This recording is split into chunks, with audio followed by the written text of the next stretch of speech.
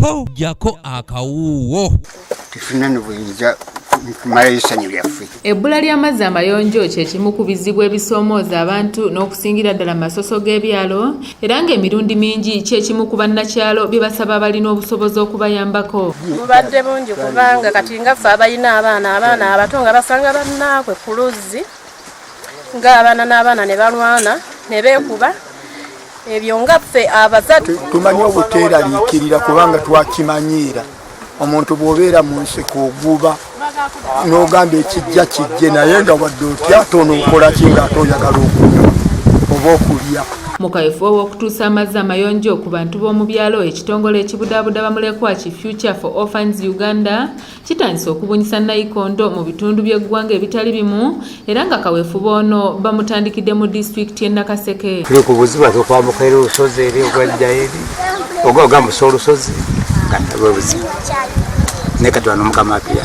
Abantu baffe abali mu byalo eno ebitundu ebisinga obungi era baseyalinga amazzi n'ebisulo ate ng'omutawaana omulala gwe tulina enzizi ezimu abaana era batumayo abaana babawa bweraliikirivu kubanga tufunye keesi nyingi abaana baffe abamu n'abantu abamu abakulu bafiiridde mu nzizi. Abatuuze ku kyalo Bulega Katuugo mu ggombolola y'Essemuto be basoose okufuna akamwenyumwenyu ekitongole kino bwe kibawadde nayikondo era nga bano balaze essanyu olw'obudduukirize buno. Tubadde tubonaabona n'amazzi nga bana baffe babonaabona amazzi kutunywa gabadde malinnyemu nga tuganone bunaayira ne banna tweyanzizza nnyo ekitongole kituyambye nnyo.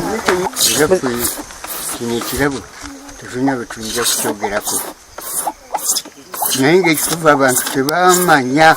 olw'ensonga nti n'ente nazo zibadde tezirina we zinywa nga zirina kubeera nga kwezi enzizi kwennyini kwe balina okuzijjira amazzi. Kati ng'oli waba tazijjidde mazzi ente oluveeri yedduka egenda mu mazzi ng'enywa ekitegeeza nti gwe omuntu bw'ojjokisena oba olina kunywa na nte. John Rubonente nga yakulira ekitongole kino agambye nti Future for Orphans Uganda yakugenda mu maaso n'okudduukirira abantu ne nayikondo mu bitundu eby'enjawulo wabula ng'asabye abantu bonna mu bitundu nayikondo zino gye zigenda okugenda okuzirabirira obulungi okusobola okuziwangaaza ate n'okubawa amazzi amayonjo mu kitundu kyabwe. Mu ngeri yonna gye twafuna omutima okuyamba naddala omuntu wa wansi nga tuyitira mu kuyamba abaana mu education kubaweererako bursaries basponsorira ku masomero ne tusanga nti n'omuntu yenna naddala nga mwana asoma talina bwagenda okubeera mu kilaasi ng'asoma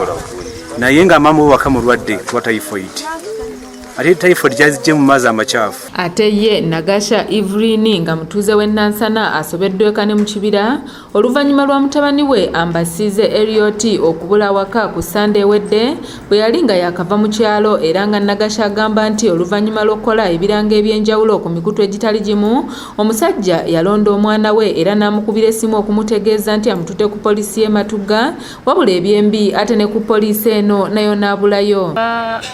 Nviridde Nansana noonya mwana wange yabula ku Sande yabula ssaawa 8 ku Sande ng'amujje mu kyalo namujja mu kyalo Olwokutaano naye n'abula ku Sande yabula kuva e Nansana kati yafulumako mu kikaali ng'alinga afulumyeko kuzannya naye ndowooza n'abula ekkuba erimuzza ewaka.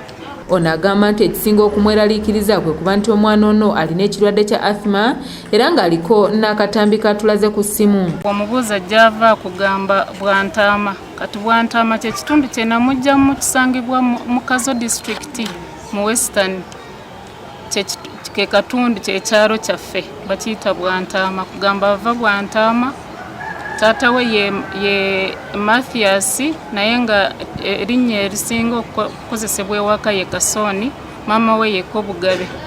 Akwasaganya ebyamawulire ku kyalo lwadda Nasibu Settuba asinzidde wano n'asaba abazadde okufaayo ennyo eri abaana baabwe n'okusingira ddala mu kiseera kino eky'omuggalo nga tebasoma. Nkubiriza abazadde bonna abali mu kitundu kyaffe wabaawo eyalonze omwana waffe ono ayitibwa Ambasize Elliot oluusi ayitibwa Kyomunuunu oluusi yeeyita Junior Elliot omwana ono ali mu myaka nga 8.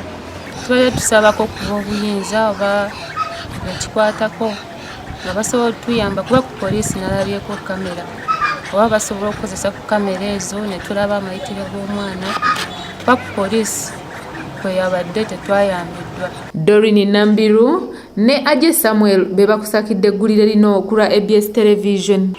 Waliwo omuwala eyamwoleza akasaati ke n'abeera nga yamugamba anaabeko, oluvannyuma ate we yamala okunaaba yatambula ng'alinga adda ku poliisi naye ate oluvannyuma